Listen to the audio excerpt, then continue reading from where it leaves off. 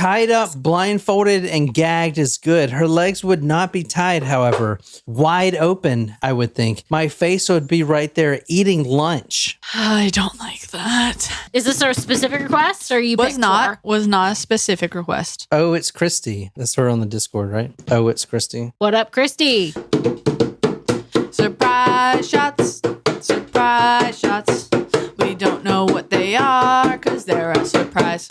Oh. So from the Shawcross letters, I have used a machete on a few. Can I just make A machete one on a thing really few? clear? So he's saying eating pea. Like eating sushi, eating But this eating is raw not fish. This is not fellatio on a dead person. He is consuming this as a cannibal, correct? Correct. He's eating lunch, dude. Okay, I just want us to be clear on the terminology. No, I understand because We it's just like, had a whole conversation on pimento cheese, and you're gonna fault this guy for eating lunch? I want to know the semantics that he is not eating in a terminology. He is like physically consuming this as a cannibal. it's like a Lunchable. I have used a machete on few.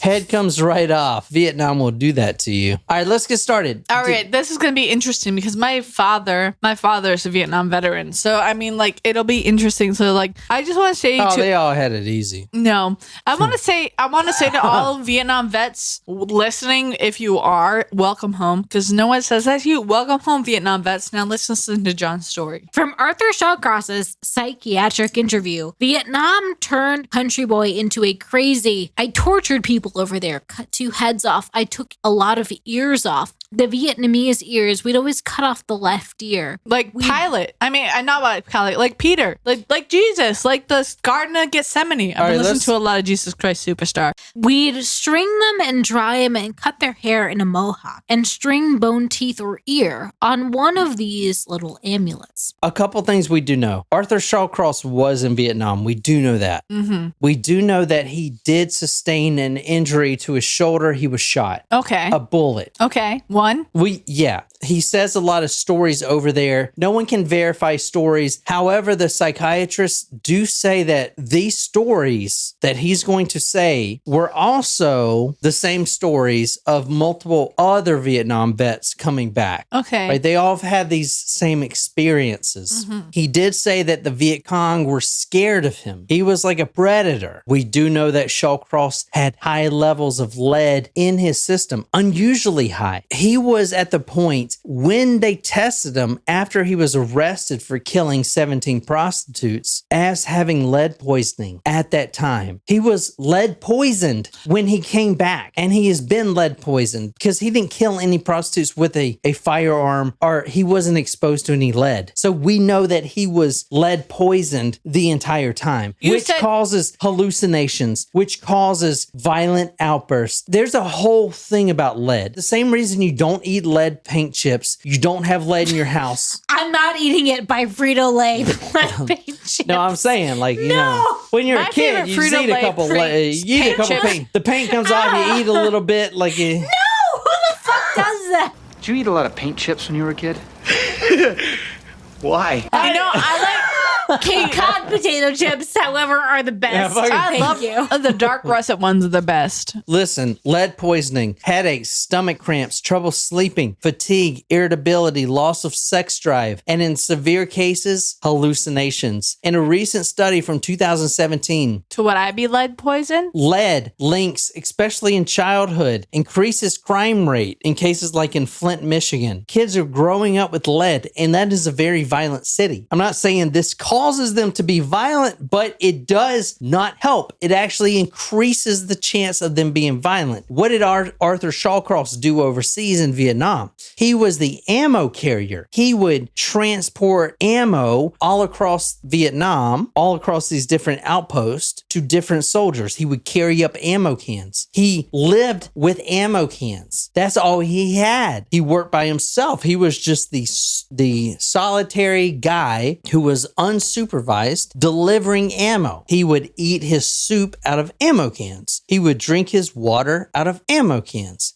All made with lead, and that causes hallucinations. That's all I'm trying to say. All right. Not to mention Agent Orange, which I don't really know a lot about Agent Orange. I know it was some chemical that caused all kinds of trouble, but I didn't go into that specifically, but we're not going to mention that. I just wanted to add that in there. In Vietnam, he considered himself a predator. Now, this is where he says that he became a serial killer. This is before any of the murders here. And in the next episode, we'll talk about his childhood, which was not very good. Surprise, surprise, a serial killer having a bad childhood. But in his time in Vietnam, he says he became a serial killer and a predator. He had this thing where he would take these, think of a baby bottle, right? You have a baby bottle. Baby bottle pops, And baby bottle pops. On the lid is a nipple, right? And I did look this up. This does work. You take the nipple off the baby bottles and you put it on your M16, on the barrel of the M16, and it acts as a silencer or a suppressor. I thought to myself, yeah, okay, that's not correct. But I did see videos of people doing it, and it does act like a suppressor, which is crazy. So he found out this thing. I don't know how, but he started ordering all these baby bottle nipples to his camp. And then he would go out and hunt these Viet Cong by putting these baby bottle nipples on the end of his M16 rifle. Just the nip? Just the nipples. And it would silence it. Oh. And I did see there is a video of a guy doing the same thing, but using a Twinkie, a Twinkie. And it does work. Twinkie as a suppressor right here. It does work. It is silent when you shoot through something like that. That is a big deal, because that means he can sneak around and kill as many people as he wants without anyone knowing, because it's silent. Okay. That's a big thing. Now, we don't know how many people he's killed, or even if he's killed anyone at all. But I'm telling you right now, the story today that we're covering, I want to start with the Vietnam experience. And his was, I wouldn't say traumatic, but his was very exciting for him. All right. Can you read, Nicole, his own words about his first kill in Vietnam? This is the serial killer's first ever taste of blood. You remember the episode we did with Joe Sargent and his first kill? This is that same thing. The first time he's actually seeing someone die at the hands of himself. He's actually killing someone. This is molding him into what he's going to become, which was a slayer of women, at least 17, within a 2-year period. I went down into a valley and I seen a woman down there, and I shot her and dragged her up on the side of a hill where she wasn't dead yet. I tied her to a tree where I made a little camp, and she was putting an AK-47 in a tree. Hold on a second. 1 second. This is his first experience in Vietnam with killing a woman. Now, which a lot of the Vietnam fighters did, was hide AK-47s, ammo, explosives, anything that, any ordnance they have into trees, they would hollow them out and then hide all of that stuff in there. So that's what she was doing. And he came across this random woman doing that. Mm-hmm. So what years was he in Vietnam for? Do we know? I don't know, Jim. What years was Vietnam, the war? Well, it started in the 60s and ended in the 70s. What year? I don't fucking know. My dad was there from 1978 to 1978? I thought you said it started in the 60s. Well, it did, but my dad was there in 78. I don't fucking know. He was there in listen, 78? my dad was there in 78. Was he lost? No. I'm just kidding. My man. father is a bronze I'm just star. kidding with you, Jen. Shit. He was awarded a bronze Jen, star. this was probably and a Distinguished Flying Cross. My father is That's a war amazing. hero. He has been through a lot more than a lot of people, but also maybe not more than most. I don't know. My dad, he is an American soldier. He was a Hero. captain. He did a lot of good. He was a captain or a warrant officer? My dad was a captain. A captain flying Hueys? Yes. My dad was his army rank was captain. But Oh, it my says grandfather got sick. He would have been. He was just about to be promoted as a major. He was not because he honorably discharged because my grandfather was sick with cancer. But my father, he left as a captain. He was awarded the Distinguished Flying Cross as a helicopter pilot. It's amazing. So Thank you, Dad. So for Arthur Shawcross, the first murder we know was which we're about to talk about was in 1978, or excuse me, 1972. So this was probably in 1970 to 1971. Oh, my dad was there probably. What Nicole is reading right now. So Arthur Shawcross, his job as an enlisted man, so a private through a sergeant, I don't know what rank he got, but his job was to transport ammunition to all the forward operating bases in Vietnam. I tied her to a tree where I made a little camp, and she was putting an AK-47 in a tree. I went down. There was a big hollow tree, all kinds of rifles in there, ammunition there, and they had a little footpath going up there into the woods. I went there and found a couple of huts up on stilts, and so I'm standing there, and they got a little ladder going into one, and I hear somebody in there, and I tap on the side of the hooch, and a girl comes out. I tie her up the walk and walk her back up and tied her to the tree next to the other girl inside the hut in which they were living. Underneath the hut had all kinds of food, rice, and ammunition. All right, hold on a second. Arthur Shawcross is saying that he came across an older female who was trying to hide weapons in a tree. And this was during one of his night missions. He claims that he would go out by himself and hunt down Viet Cong like a predator. Mm-hmm. He would put these baby bottle nipples on the end of his M16 to silence them, and he would go out and hunt by himself. He came across an older female who was trying to hide weapons, and then he tied her up. Then he goes into their huts, which is like this hut, this mud hut, but it's like built with these grasses. These what do you call it?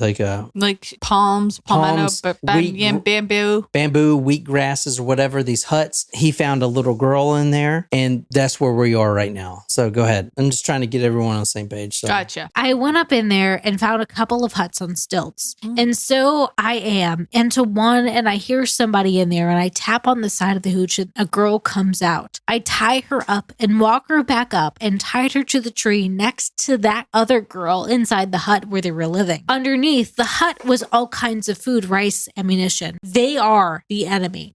I get up there and I cut one. I cut her throat. I took her head off. Sometimes Vietnamese are superstitious. I put her head on a pipe, like a fence post where the rifles are. I shoved it in the mud. I went back up there. It wasn't just me no more. Oh. I'd never done anything like that in my life. I took one woman's leg off from the hip to the knee, the ham section of the body, and roasted it on a fire. What the fuck? It didn't smell too good, but when it about burnt, I began to eat some of it. What? This experience that he is sharing was also shared by many other American soldiers in that military conflict of Vietnam. Okay, think about it. Agent Orange, lead poisoning, hallucinations. If you're hallucinating and you come across some Viet Cong, a lot of the American soldiers coming back also shared similar experiences to this. We trained them to think that the Vietnamese were evil. They were practicing witchcraft. They were the devils. They were trying to take over America. We train these soldiers to do this. They get over there. Then they find themselves eating and cannibalizing and mutilating and raping these people. It all comes with the same territory. This is the same story in every war. I can promise you that. So the enemy is disposable, essentially. Exactly. Let's say you're just going to do a random shoot in the military. Okay. What are you shooting? You're shooting a target. That target is wearing a turban. Does that make sense? You are trained. You are ingrained. It is forced into your head that whoever you're fighting now, whoever America is in conflict with, is the enemy and they are going to try to destroy America. Same with Vietnam. Exact same. I feel like I need to ask my dad, but I also don't want to know. Like I do, but I don't. That's like really upsetting. I mean, I would say too, though, a pilot's position of war is very different from someone that's An infantryman. Yeah, but I feel like because your dad didn't like behead anyone and rape them. I would hope not. No, I don't think you need to worry. So they'll get shot at. Their Chinooks or Hueys will get shot up, but they're still in the air unless they crash land, and then there would be POWs or something. So your dad, his traumatic experiences are probably from his helicopter being shot up, being shot at, stuff like that. It's not from cannibalizing locals, which, I am extremely effing fucking lucky that no team I was supporting over there had thought about doing any of this shit. There was no rape. There's no mass rape. None of the teams I was with raped anyone. And that went on over there a lot, right? Sure. And I've seen torture sessions. That was probably the worst, the torture sessions, because that shit is like ingrained in war. Like no matter what fucking war, go back like before Christ, all those wars, violence and rape, it is like the same fucking thing. I went back up there. I wasn't just me no more. I'd never done anything like that in my life. I took that woman's leg off from the hip to the knee, the ham section of the body, and roasted it on a fire. Didn't smell too good. But when it about burned, I began to eat some of it. Eating flesh cooked over a fire tasted like pork, like monkey. He would put the body on an anthill because why? Take a guess why. Why would you put someone's severed head on an anthill? Because the ants are going to crawl over your fucking face and bite your fucking face. While I'm sitting there cooking the one, the other girl watching me passes out and is peeing on herself. Then I raped her, but first I gave her oral sex. Well, hold on a second. 1 second. He is saying right now that he found this woman hiding weapons, cut this woman's head off. What? Put this woman's head on an anthill. The reason he did that is because the ants would consume the head and, effectively leaving no evidence. And I would imagine the daughter or whoever the smaller child was, who he's talking about now, who we also found in the hut, he brought and tied up. Now that she's tied up, he's going to rape her. And he's talking about how she's, peeing herself and defecating on herself. And he's talking about his real life experiences raping this child in Vietnam. Go ahead. While I'm sitting there cooking the one, the other girl watching me passes out and is peeing on herself. Then I raped her, but first I gave her oral sex. She couldn't understand what it was I was doing, but her body did. I untied her, and then I retied her to other small trees. Afterward, I ate some more, then sat sharpening my knife and watching her. She fainted several times. I cut her slightly from her neck to her crotch. She pulled on a nipple, then pulled the gun to her forehead and pulled the trigger. All right, so the nipple being on the end of his M16, the baby bottle nipple. All right. So he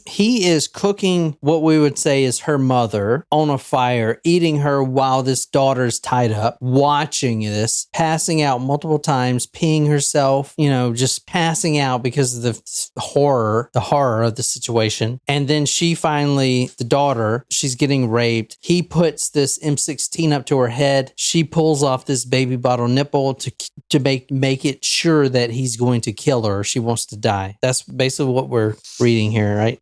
I don't like that at all. So she kills herself, essentially, while he's cooking her mother. And eating her mother. She couldn't understand what I was doing, but her body did. I untied her, then retied her to two other small trees. Afterward, I ate some more. You already read this. Then sat sharpening my knife and slightly watching her. She fainted several times, and I cut her slightly from her neck to her crotch. She screamed and shit herself. I took out my M16, pulled on a nipple, then pulled the gun to her forehead and pulled the trigger. Finally, I cut her head off and put it on another stick where the head off and the hose was. It was where the NVA got water. I took that girl, I strung her up by her feet and butchered her just like I would a cow. All right, so the NVA is the North Vietnamese army. That's who we were fighting over there. So basically, he tied this little girl up while she was watching him eat her mother. He raped this little girl and eventually killed her, cut her head off, and then put the head on an ant hill because the ants would consume the rest of the meat. I guess pretty bad, right? But why oral sex? You just read that there. I performed oral sex on her, but she didn't know what it was, but her body did. Why is every one of these victims, why do they receive oral sex? That That's is what he so likes. important with this guy. Why? It's so important. Just tell us. Yeah, I don't want to know. I I- don't want to guess. I but rather- you go ahead. I mean, I don't know. I rather drag it out. Why oral sex? Just think about it. It's very important. He also talks about how the horrors of the VC, the Viet Cong, what they were doing. He saw several friends of his, GIs, get blown up when a 6-7-year-old child walks up to them. I'm an innocent child. Blow up because the child had explosives attached to him. Killed a lot of his friends. The VC, he would claim, which was validated by other soldiers, would actually chain their children up into the trees, give them one clip of ammunition, and then basically force them to be kamikazes. They'd be chained up in the tree. An American troop, a platoon or whatever would come forward. The kid chained to the tree would have some kind of AK-47, would use his whole clip, kill as many as he can, and then just be stuck in the tree. So obviously he would be shot. So forced kamikaze. One more story about Vietnam, and then we, as I promised you guys, will ruin Jen's weekend. Oh, how sweet. If it's not already fucking ruined. Thank you.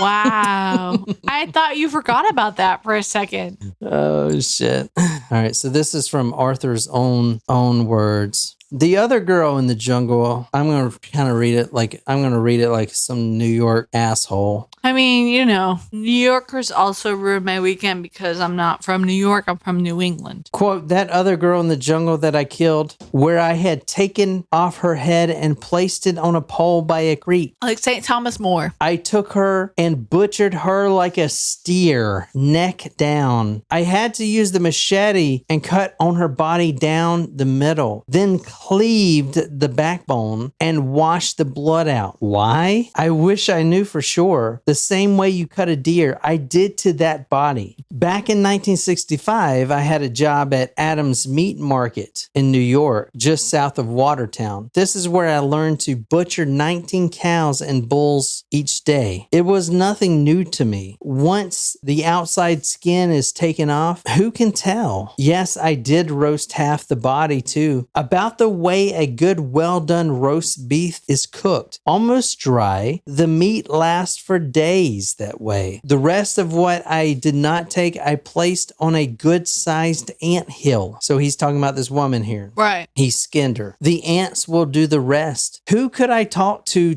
understand what I am going through now because of all this? 23 years of stored memories that are bothering me badly. The body of the other woman I placed on another ant mound. I was a sick fool. If we were to take his experiences as reality, which number one, he takes as reality. Right. So we have to remember that, even though if they are a little far-fetched, he himself believes this. That's what we do know. So if we were to take them at face value, he has developed this lust for not only killing, but beheading, raping, and cannibalizing humans in Vietnam. We also know that he has lead poisoning. We also know that he was around Agent Orange. We also know that he has an XYY chromosome disorder. So the PTSD issue is another thing with Arthur Shawcross. I'm not saying this guy is warranted for killing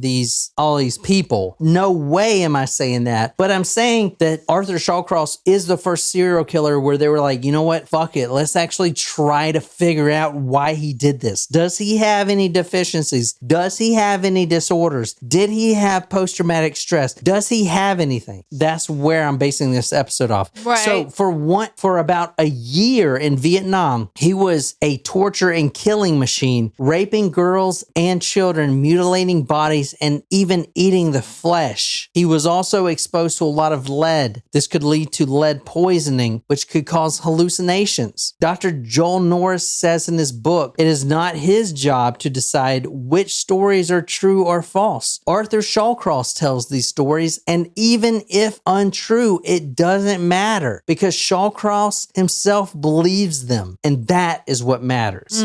From Dr. Joel Norris, his post-traumatic stress was so pervasive that it left him in a state of emotional anesthesia, psychologically numb, unable to relate to anyone within a normal, functional framework. When Arthur Shawcross came back from Vietnam, there were only 2 states of existence that he lived in, according to psychiatrists. 2 states. Two states. What were those? Homicidal and non-homicidal. Oh, that's like 50-50. That is the only states where he lived his life in. All right, let's talk about this boy right here. Can you describe this boy? This is Jack Blake. But what years were those? When did he come back from Vietnam? Well, describe this boy first. Probably, I would say like 13-ish. I would say 8 to 10. Young, white male, Caucasian. Looks like maybe dirty in the 50s blonde or hair. 60s. Yeah. Does he look like someone who deserves to be mutilated? I don't Absolutely know. not. It doesn't depend. No. No one I would deserves say, that. Well, yeah, no one deserves to be mutilated. June 4th, 1972, Kelsey Creek is where we're going. This is in Watertown, New York. This is where Arthur Shawcross lived back with his family, where he grew up. He's fresh out of the war, 27 years old, ready to conquer the world. Arthur Shawcross? However, Shawcross has some war trauma that he's dealing with, and he has some childhood trauma that he's never dealt with. Okay. And he's coming back. He's being called a baby killer. He is trying to find his way as a 27-year-old in Watertown, New York. Okay. And he is very friendly with children. One of the things that makes this killer unique and is important in his psychology, when he is confronted with things that he has done. Okay, you've raped this girl. You murdered this girl. You cut out her vagina. You ate this girl. You ate the vagina. You've done things to this human body. He would resort to baby talk. He goes back to talking like a baby. Nope. Like Mama Dada? Baby talk, yeah. I'm not into that. I don't like that. It's not that you're into it, but think about how, I'm just gonna be fucking honest. Think about how extremely fucked up that is, right? How fucked that is. Yeah. Jen, you mutilated, you raped, you ate, you cannibalized. What do you got to say for yourself? I don't like that. Daddy, mommy, goo goo gaga. Don't like that. That is baby talk. Is that not the most fucked up thing? Where does that come from? So we're trying to find the root here. I'm done throwing out these words, these psychiatrist words. I'm trying to find the root. What the fuck caused this? All right. What the fuck caused this? June 4th, 1972, Kelsey Creek. This is behind Corky's gas station. William Corky Murock is the owner of the gas station. He's the one that phoned in the cops saying that he saw a man leading a child into the woods. Shawcross, now 27, he was living with his parents in Watertown, New York. He was known through the neighborhood already. Well known, especially to the kids. The kids loved him. Think of Dean Coral. Same thing. The kids loved him. Right. He was always there with candy. Arthur Shawcross was the same way. He never really got to become an adult because he was in Vietnam eating and cannibalizing and murdering and raping children. He never learned the responsibility of being an adult. So he gets back and he is more bonded to the children. So he hangs out with mostly the children in Watertown. Jefferson County Sheriff Don Newberry said that Arthur Shawcross was, quote, real creepy. Quote, he was known to stuff grass and leaves down children's pants. Quote, this was a daily thing, Newberry said. Roll around on the ground with them, wrestle with them, hang on to them. He's talking about children, all the town children. Arthur Shawcross loves fishing. In fact, all the bodies that were found were in his favorite fishing spots. One of the remorse from Arthur Shawcross about killing all these prostitutes was dumping them in his favorite favorite fishing spots because now he's got to go find a new one. He's like, shit, why did I dump her here? I fish here. The cops are going to be here. Why the fuck did I do that? Now I got to find a new fishing spot where no one's around. Every body dump was in one of his favorite fishing spots. He loved to fish. The kids loved to fish. He would joke around with the kids. He was real creepy, joking around with the kids. Quote, known to stuff grass and leaves down children's pants. One neighbor, a Carol Lutz, saw him stuff grass clippings down a 6-year-old's pants when they were quote unquote wrestling, Dean Coral style, wrestling around. Look at this grass. I'm going to stuff it down. Stuff it down your fucking pants. That's funny. And then she saw him try to stuff grass in this 6-year-old's mouth. Open your mouth. Open it. Open it. Swallow it. Getting a little too invested in the story. A little bit. Just a smidge.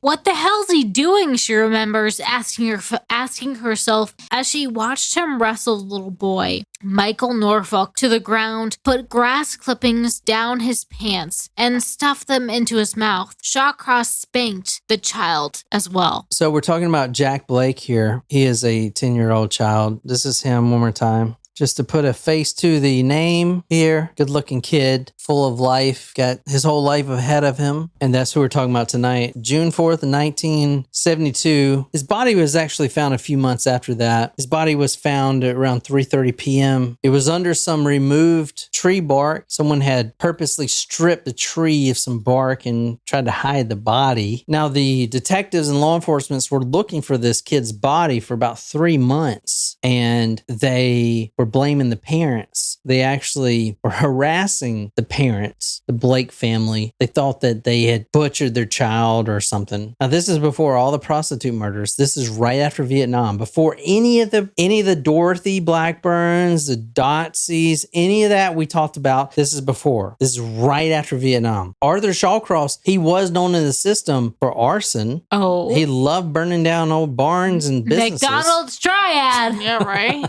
He loved burning down stuff, so he was in the system. He was in parole, but they didn't think, why would they come to him? He's not a murderer. No, not at all. 3:30 p.m. under some bark from a tree, quote, blue bottle flies rose from a rotting lump of flesh. This is what Oh, I don't like that. This is a blue bottle. This is a blue bottle fly. That's what that is. I would have killed that in my house. Yep. It's got to die. It's actually kind of beautiful. I mean, look at this. I don't think it's beautiful. I think it's gross. Well, Jen, you know what? Yeah, I don't like such things. Get off. Quote, blue bottle flies rose from a rotting lump of flesh. The slight skeleton of a boy was unclothed. A wisp of blonde hair grew from the middle of the boy's skull. Oh, no. Now, this boy would mostly fish with Shawcross, sometimes hunt too. They were good pals. Now, this was a 10-year-old. He was a local boy. He was 10? Yeah, Jen, I showed you a picture like 10 times. I saw him, but dang. This was right when this is right when Shawcross got back from Vietnam. Okay. He goes back to Watertown with his family. He lives there. This is the first murder besides any of the Vietnam ones that he's done. Okay. His story was basically this. Shawcross knew this boy. They fished together. The boy kept pestering him to go fishing. Shawcross was going to a party. It was his stepson's party, I think. Yeah. He's going to a party. He didn't have any transportation at the time, so he's walking. This boy, Jack Blake, knocks on the door. I want to go fishing. Listen, I'm going to this party. Maybe another time. So Arthur Shawcross, he walks through the woods, takes the back way, and then sees this boy again. Come on, let's go fishing. Let me go with you. I do what I want. Yeah. Quote, and I'm getting real mad. I start swearing at him. I told him, you got to go home. And says, I go where I want to. And I just lost control. I hit him right in the head with my fist. He fell down and I left. Now, there are some inconsistencies with that story. Arthur Shawcross did kill this boy. Okay. But I hit him right in the head with my fist. He fell down and I left. There's some inconsistencies there. Remember remember we talked about the liver mortis Yeah. Mm-hmm. and how the blood pulls up. The police didn't find this boy's body for 3 months. Okay. They know that this body was moved. They know this body was raped Yeah. post-mortem. They know this body was mutilated post-mortem. Okay. They know this body wasn't hit with a fist and left. This body was placed in a spot where no one would find it, where someone could come back and do whatever this man wanted to do to this boy's corpse. Don't like that. Well, what do you like, Jen? Not any of this. Not this. None of what Arthur Shawcross has done. Quote, I hit him. I hit him right in the head with my fist. He fell down and I left. He was going to a party, right? Okay, there's some inconsistencies. First off, the boy's nude. True. All right. The coroner, Dr. Richard Lee, suggested that, quote, the child had been forced to undress prior to the homicide and had been forced to run around for a distance before he was killed, or he had undressed after he was killed. He was also sexually molested. So Shawcross, I hit this boy because he was a fucking pest and I left. He's got these big mitt gloves. Yeah, that makes sense. But the boy's clothes were off. He was sexually molested. He was raped. From author Jack Olson to the officers, the scattered clothing showed that the child had been stripped before death. A knockout tooth found after a search with the screens and forks confirmed that there had been violence. It appeared that Jack Blake had been chased through the thorny brush in a murderous game of cat and mouse. Cinders under the foot and bones indicated that he had reached the railroad tracks before being caught and dragged back to the woods. Every man in the search team recognized the telltale signs of a sadistic murder. So this is a lot different from this pesty kid was following me. Go home, kid. Punch him in the face and then leave. This is a little different, okay? A cat and mouse game. This boy has been chased through the thorny bush. So this is a little different from this kid pestering him to go fishing and then he hits him in the face. Yeah. Now this kid has been chased through a thorny bush. Why was he being chased? Why was Arthur Shawcross chasing this kid? Why? This kid almost made it to the railroad tracks. Except. And he was, quote, dragged back into the woods. That's a little different from what Arthur said initially. Every man in the search team recognized the telltale signs of a sadistic murder. All right, describe this woman for us. Or girl for us. Young girl, I'm going to say Bangs. still teenager Yeah. age. Teenagers putting it not how it is. Oh, okay. How is it? I don't know, Jen. How is it? You're the one that knows. Yeah, go ahead, John. 8-year-old Karen Ann Hill. 8? Like 1, 2, 3, 4, 5, 6, 7, 8?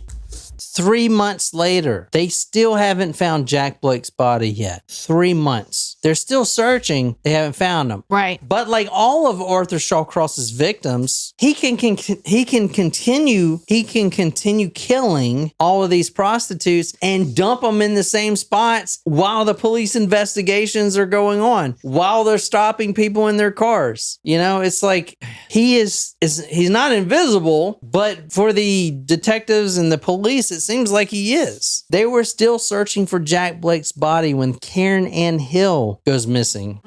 A new victim. Arthur Shawcross was at the Black River fishing. Sees a little girl come up. Cute little girl. Yeah. Karen Ann Hill. She loves fishing. But she shouldn't be out without her parents' permission. Definitely not. She definitely shouldn't be out at the Black River by herself. What about the Genesee River? And this is the first killing, so there wasn't a serial killer. He wasn't on as a serial killer to the Genesee Ripper, but still, there's snakes out there. Yeah. There's stuff that could kill her, harm her. Yeah. Snapping turtles, seaweed and gross river shit. So Shawcross becomes the father figure. I mean, you know what? I'm going to approach her and tell her, you should not be out here without your parents' permission. I know you love fishing, but where are your parents? Yeah. Like I got to teach you how to fish and shit. This is from Shawcross's own words about the awful deed he did to Karen Ann Hill, a beautiful young child got her life stripped away from her. And it was just that moment when I didn't hear nothing around me. And it was like daylight got brighter and I just grabbed this little girl. I raped her. She started crying and bleeding. Yeah, what the fuck, little girl? What the fuck is wrong with you? Hold on. This is all right. Before you finish that, and I'll finish this. Before you finish that, let's go back. And it was just that moment that I didn't hear nothing around me. You remember I said that serial killers, they either see red or something happens physiologically where something changes. Yeah. For Arthur Shawcross, things go quiet. There are birds and chipmunks and squirrels making noises. I mean, he's fishing. There's the river running. All these noises. The industrial factory a couple miles down the road. All these noises. Go quiet. Go quiet. And then things get brighter. And brighter is better, right? It's like a tree gets greener. It's like you're supposed to be there. Things change for him. Things get brighter. And it was just at that moment when I didn't hear nothing around me. And it was like the daylight got brighter and I just grabbed this girl. Everything was telling him to do it. I raped her. She started crying and bleeding. And then let's go back to where he was playing with children real quick. What was he doing with children? Stuffing grass clippings down their pants? It's so fun. We're wrestling, stuffing grass clippings down your pants. Do you want to know how Kelly Ann Hill died? Her official cause of death? No, I don't. Quote, Shawcross then admitted to police that he suffocated her by stuffing leaves, river grass, and mud in her nose and mouth. That's how she died. She died not from being choked, but from being suffocated in her mouth and nose, clogged up, no airflow, can't breathe. With mud, just shit fucking mud, leaves, brown, broken fucking leaves, and river grass. Just the river grass that deer shit on, just grabs it all and fucking stuffs it right in her mouth and her nose. Stuffs it right in her nose. Fucking, she dies that way. That's how she fucking dies. That is how she dies. She suffocates that way. So when he's playing with kids, when he gets back, I'm stuffing these grass clippings down your pants. It's so much fun.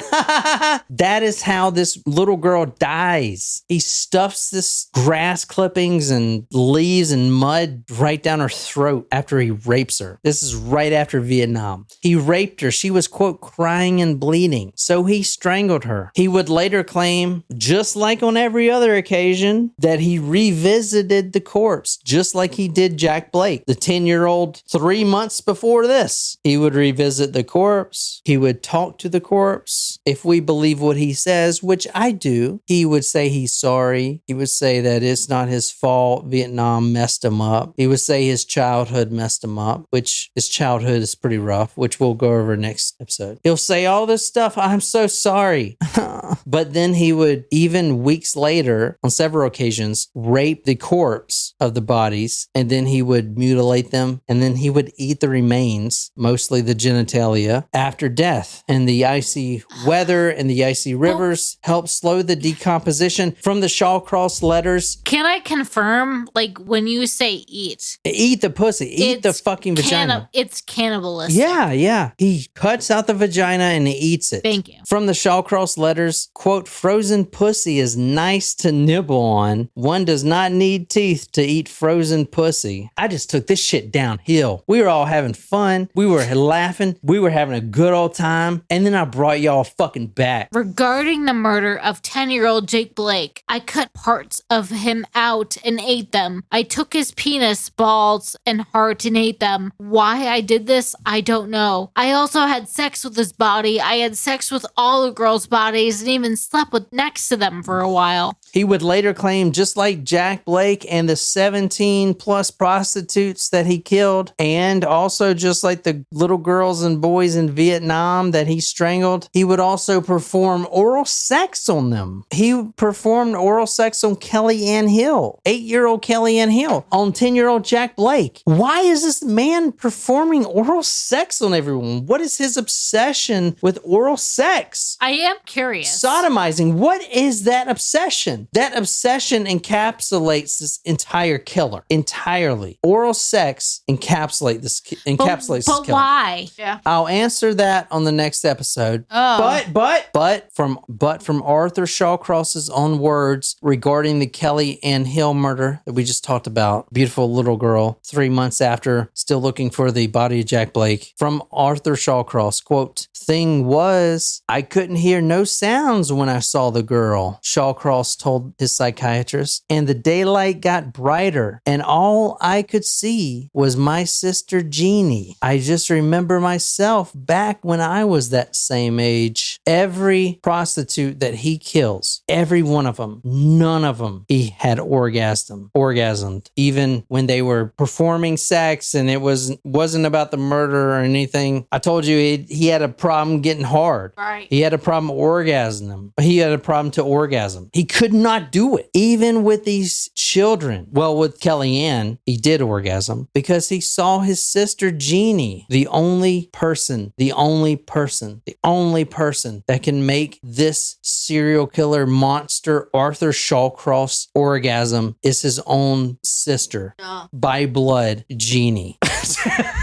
I was close in my No. guess. And we're going to go in depth. Fuck that. We're going to go in depth into his childhood, and it is fucked. It is fucked. It is super fucked. But the only person that can make him orgasm is his own sister. The only person. That is why the cops had so much trouble. Why don't you just run DNA, you dumb cops? Well, we don't have any semen. Why don't you have any fucking semen? He's raping these chicks because he didn't fucking come. He didn't orgasm. Why the fuck not? Because he can only orgasm with his sister. Oh, no. Or when he's thinking of his sister.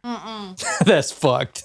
I'm saving the best for last, y'all. That's the next episode. Man, we went over a lot of shit with this guy. Yeah, we fucking did. I'm talking about cannibalism. I'm talking about necrophilia. I mean, this guy is not even well known. I mean, what the fuck, right? The only person that can make him fucking ejaculate. He's paying for hookers. There is prostitutes on record that has given him refunds for the half and half, has given him full refunds. Oh, I couldn't make you come. I couldn't make you orgasm. Here's a refund. The only one that could make him orgasm was who? His sister. So when all these prostitutes are like, what's wrong with you? Are you gay? Quote, are you a faggot? What the fuck is wrong with you, little man? Well, you're not Jeannie. You're not his sister.